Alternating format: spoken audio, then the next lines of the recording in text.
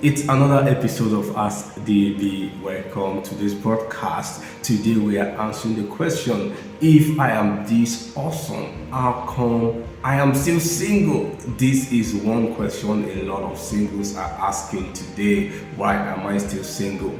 Now there are two categories of people. There are people who have made up their minds that they are not going to get married. So if you are that person, this broadcast is not for you. But if you are one of those persons who is single, not because of something that you have done or your own choice, but things just happen to you, then this broadcast is for you. So let's get into it.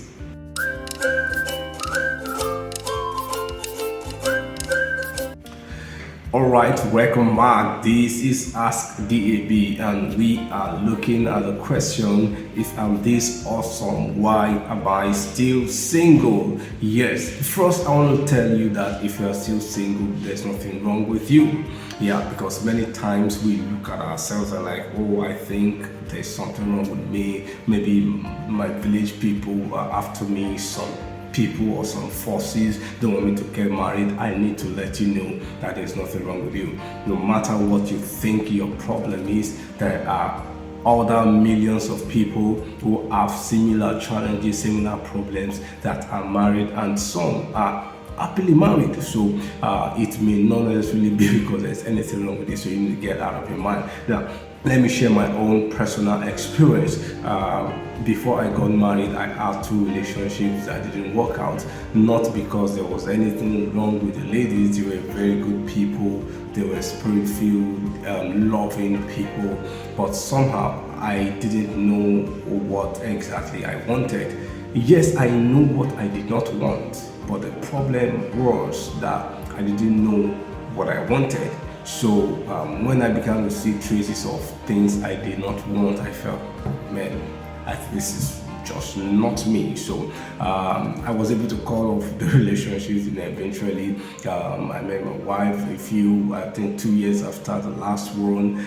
The interesting thing for me was that the moment I met my wife, 11 months later, we were married.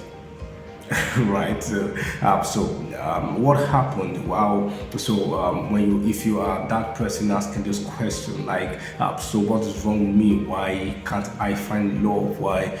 So let's look at a few things that could be stopping you, and then I'll also share with you what you need to do to make it right. Okay, let's get into it.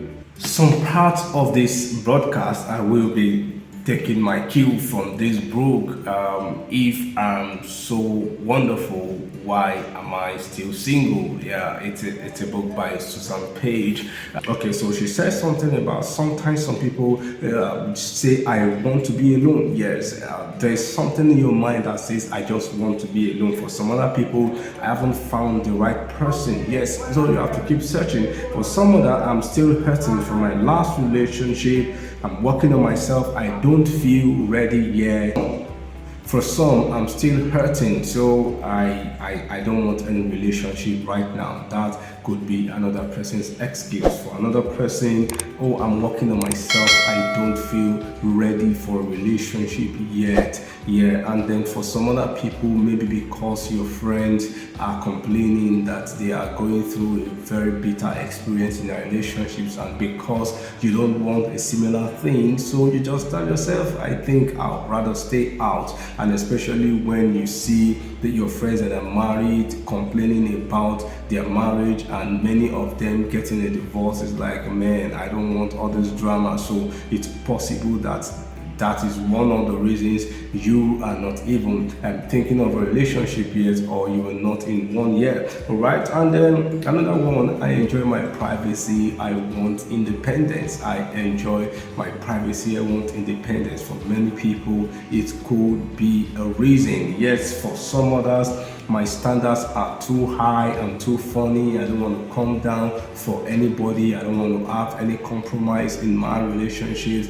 This is what I want. If anybody is not going to measure up, then please let them stay off, right? Some other people, I don't have the skills to meet new people. Maybe you are an introvert person like me, and you're like, man, I don't have all that energy for people. You're just a work person, and for some people that is actually your own. You're just very busy. Yes, you're busy with your career, building your brand, so you don't really have enough time, to connect and form new relationships, right? Someone says, oh, I keep hooking up with people who don't want to become committed. For some others, it's not because you don't want to be in a relationship, it's just that you keep hooking up with the wrong people. We're still going to talk about all of that, right? Out there for someone, I don't want to love too much, because what if I never find it? For some other people, you are afraid of being hurt, so you don't want to push yourself too hard because you feel you may not find true love. All right? Someone says, oh, I'm afraid I'll get into a relationship and later discover I don't like it, then I'll feel trapped. Yes, the fear of feeling trapped can be another person's excuse. Someone says, oh, there's just a wall around my heart. I don't know how to let anybody in. There's this wall. I've tried so hard to find love, to get people in, but it's just not working.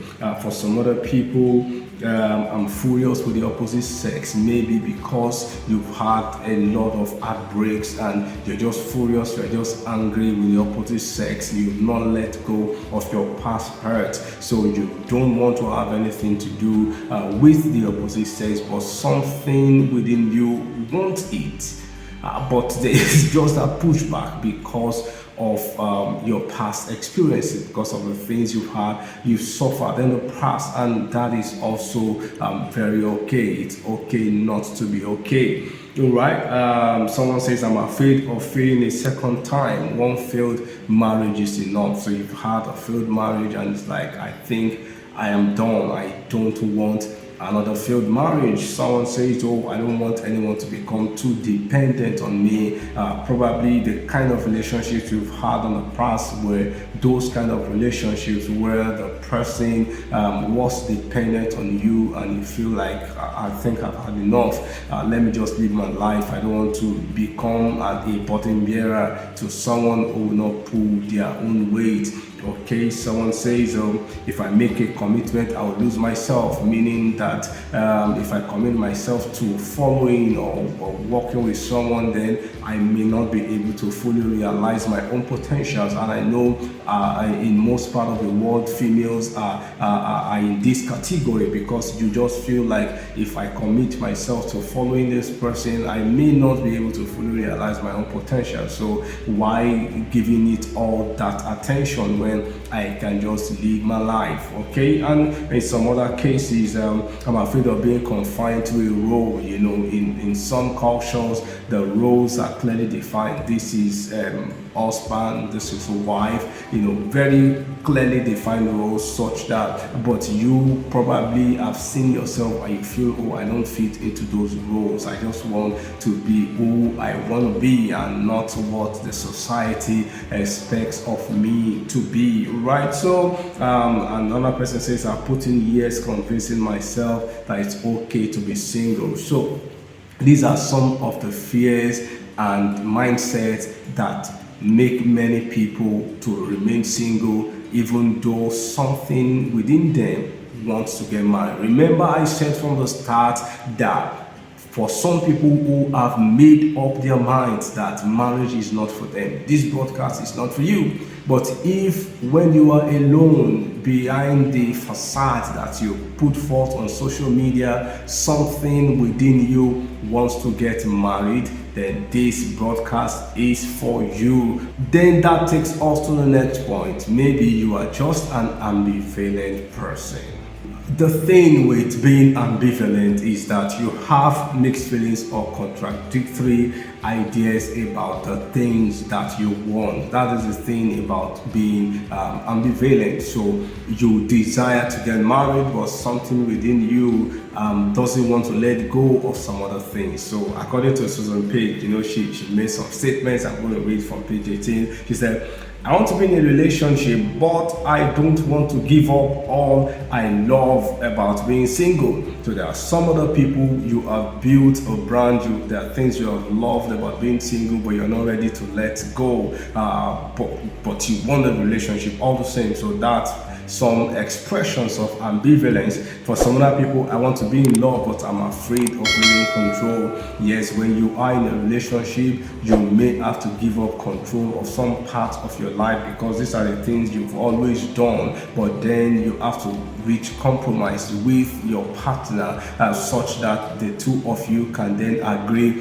For example, let's say you are someone who likes to hang out late at night, but now you are in marriage, you realize that no, you can't just stay out all day. You have your spouse to spend time with, and you've built your brand, you've built your life around your friends. So those are some of the things that make it difficult to give up ambivalence. All right, you're ambivalent. Another one, I'm torn between my career and my love life. For some other people, you are so into your career that you just can't find space for love. It's okay, it's normal, but there is a way to handle that, right? For some other people, my lover is wonderful, but maybe I can do better. Maybe you think that you can do better than your lover, or you think that you can be a better person than the person you are attracted to, or you think that there is probably someone better out there than the person that you have. So you rather not want to go into another one because you feel like the people you've attracted before are not the kind of people that you really want around you. For some other people, I want to get married, but I am terrified of another divorce. Maybe you've had some really bad relationships and you're like, man, I've had enough. I don't want to go into it, but something says go into it, but you feel like I don't want to go into it. So it's very understandable when you have that ambivalent state. Yet for another person, it is about what you are trading off. You're thinking like, okay, what am I gaining from the relationship compared to what I'm going to give up? So if what I will gain is not commensurate or doesn't pay off with what I am giving up, then why should I give up? Why don't I just continue my life? Why should I trade so much for so little? So for some people, you have that question, and like I said, it's okay to have those questions. They're just thoughts going on in your mind. In this podcast, we're going to see what we can do to address some of these issues that we have just raised.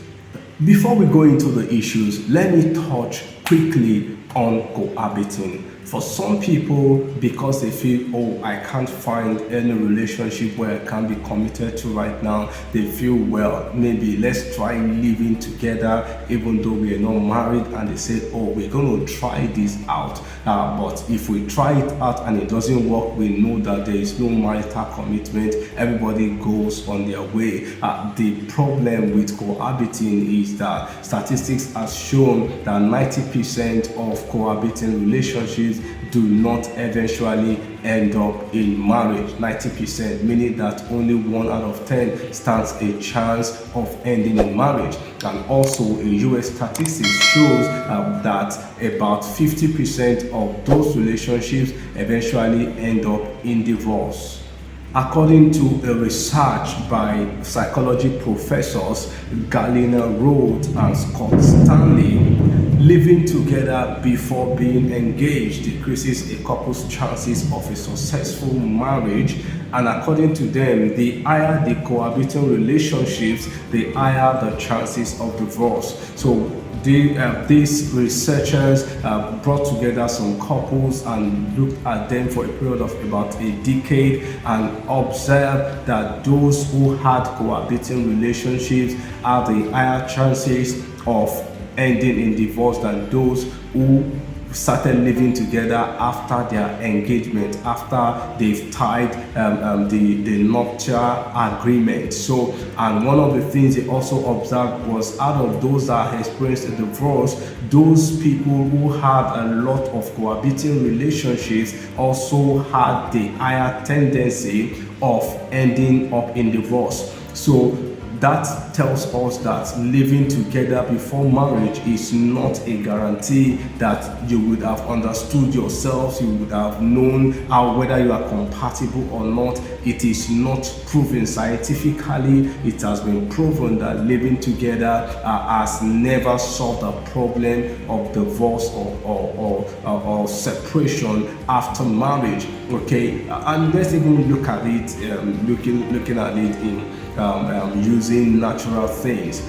When you buy something, there's this joy that you derive when you've not even touched it. Like you want to get home and settle down, you know. But once you started tasting the thing even before you buy it, that joy of, oh, I just got something new, that joy, you lose the joy. That's just it, you know. So that's just by the side, but statistically and scientifically proven, cohabiting relationships have a higher tendency of ending in divorce than a relationship where the couples have gone through the right channels, gone through the right process before eventually agreeing to live together. Now, all right, so then what are you supposed to do? Yes, you are single, you have your excuses, you have your excesses, but now if you truly desire to be married, I'm going to share with you some tips that I feel will be very, very useful for you in recovering yourself and in getting yourself ready for marriage. Okay, the first thing I'll talk about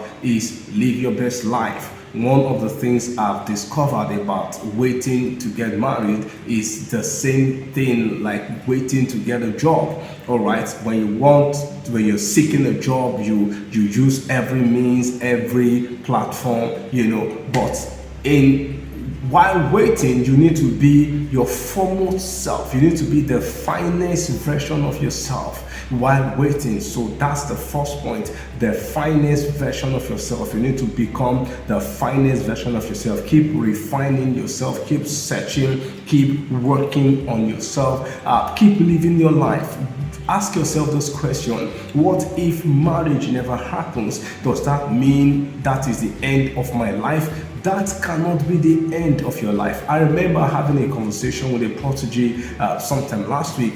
You know, she said she wanted to study mass comm because she wanted to talk to people who work as an OAP. I said, oh, this is very fine, laudable. Then I asked her a question. I said, the platform that you have now, what are you doing with them? She said, well, I'm just there. I checked some of our platforms. I thought I was just posting random thoughts. I said, do you know there are many people today who are OAP who are not even graduates of mass comm, and some of them never even went to the university, but they are doing well, doing what someone who went to school to study mass comm is doing, because they are able to prepare themselves and become the finest version of themselves. So while waiting to be married, become the finest version of yourself, the foremost best you can ever be, and that would attract you to the person of your dreams, such that in case marriage never happens, then you will not have lived a life of regret. There will be nothing you are holding back because you are living your best life.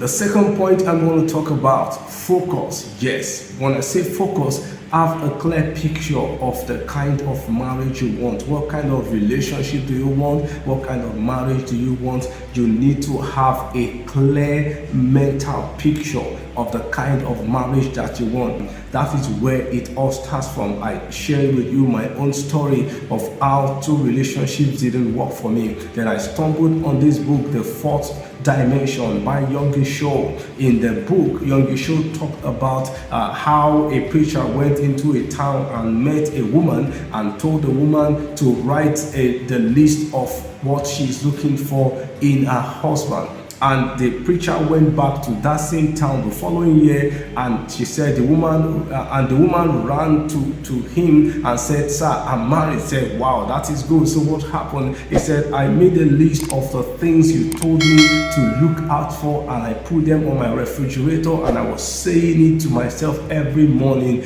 And months after, the man that I was describing came into the picture. He proposed to me, and we were married." You need to be clear what exactly you want, because if you know what you don't want, but you don't know what you want, you will keep attracting what you don't want. That was my own experience. So if you don't want to be attracting what you don't want, then be clear about what you want, right? The third one is marital fitness. Yes, you need to be fit for marriage. So as much as possible, prepare yourself to be married. Yes, if you are a man, prepare yourself to be a husband, to be a father, and more importantly, to be a man.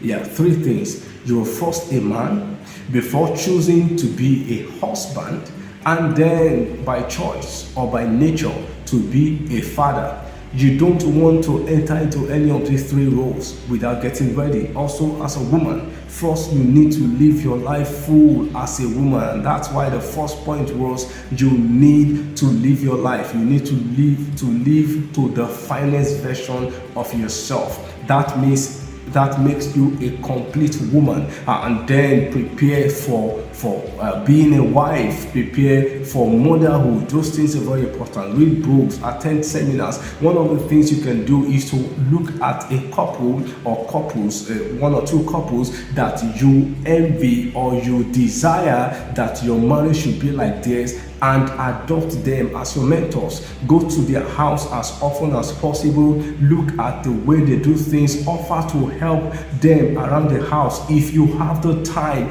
That way, as you are spending time with them, you are immersing yourself into the kind of marriage that you want. And you know what you celebrate, eventually you will attract. What you celebrate, eventually you will attract. So if you see a good marriage and you are able to offer some help here and there just to spend time with that family, you realize that they will be sharing some tips with you as you are engaging them. Okay, so that helps you. But I must say that if you are that couple that is single, loves to hang around just to help them, I want to say this, please don't put too much pressure on them. One of the challenges I've seen with a lot of married people is that we begin to think that it's because the single person is not doing so much, that is why they are not married.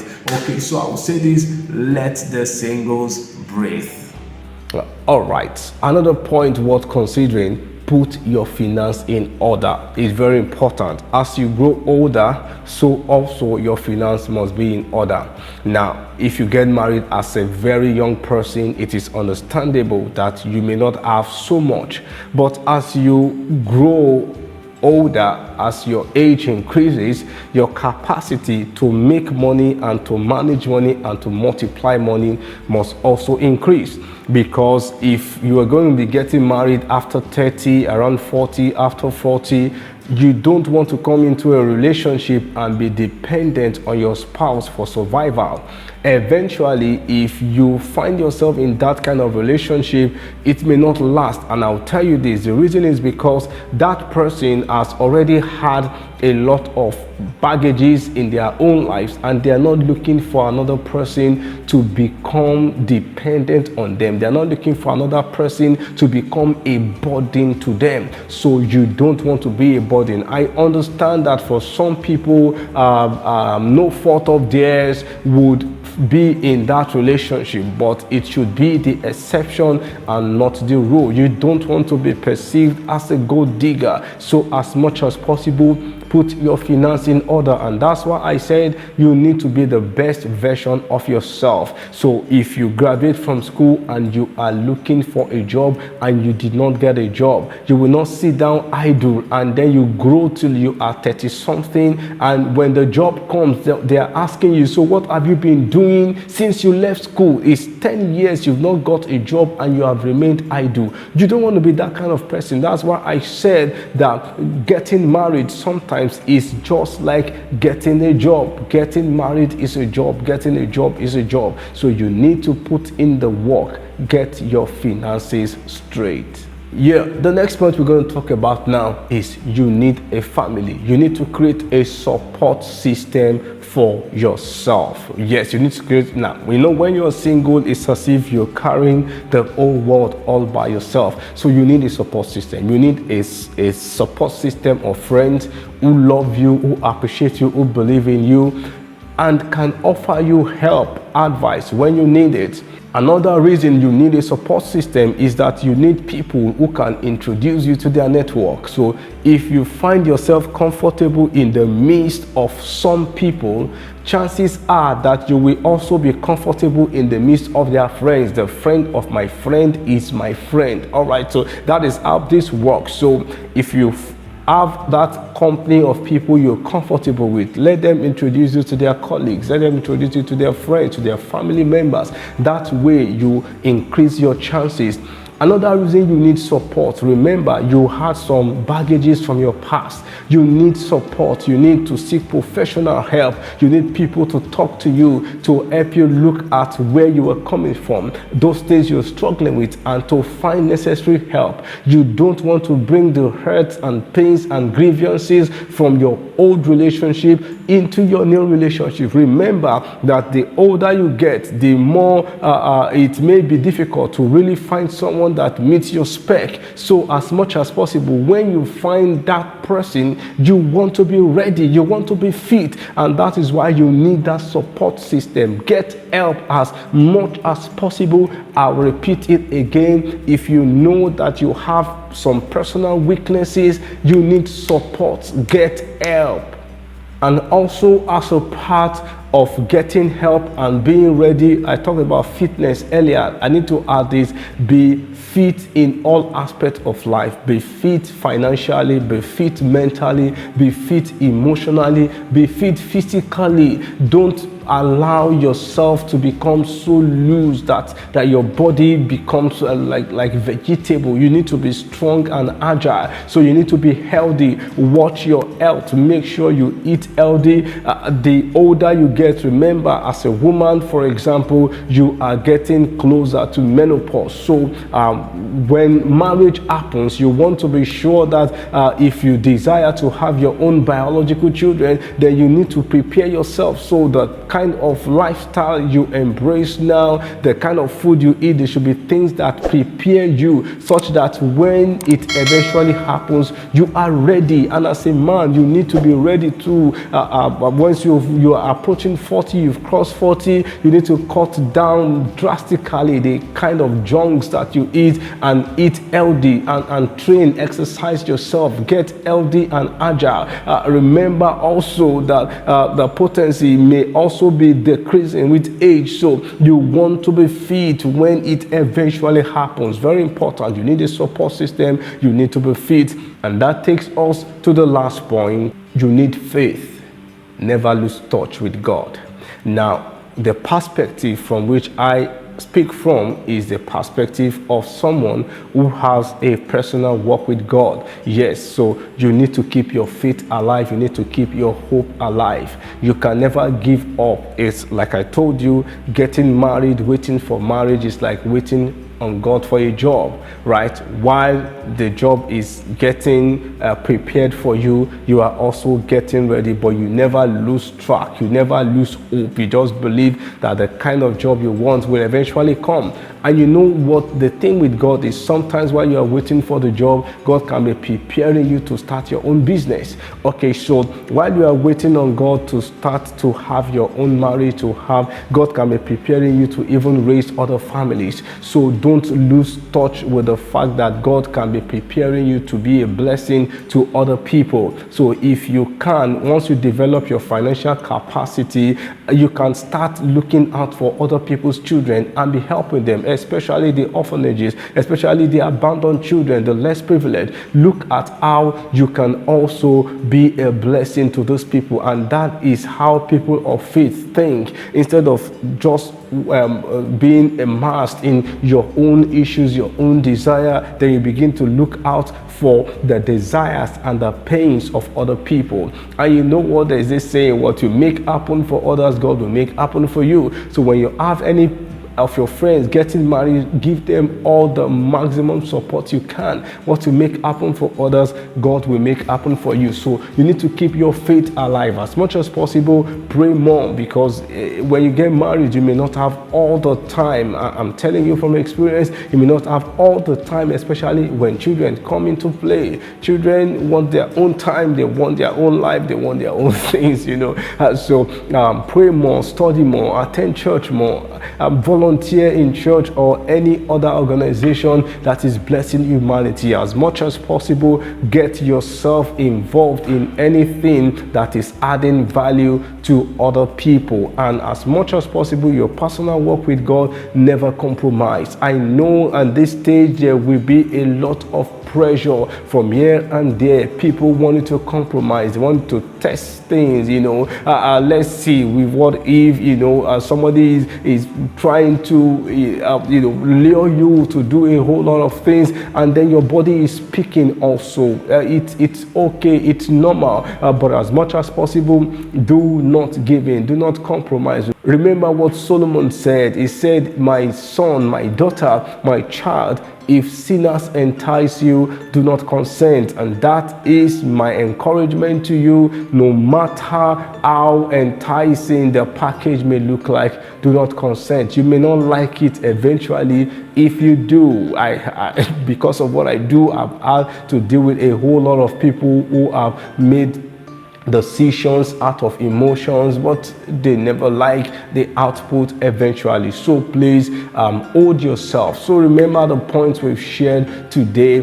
You need to be the finest version of yourself. You need focus. What exactly do you want? You need fitness. You need to get yourself ready. You need to set your finance in order. You need a family, a support system. Before you have your own family, you need to build a support system. And lastly, your faith in God is very important. I believe that you have been blessed by this broadcast today. If you have any questions, you want me to expatiate on any aspect of the things I have mentioned, please feel free to send me a DM or drop your thoughts in the comments. And also, if you have a question outside of this, please feel free to ask me your questions. I will be delighted to answer those questions. And remember to hit the subscribe button if this has impacted you in any way. Remember, it doesn't bite. Just a subscribe button, and it shows your support for my channel and for the things that I do.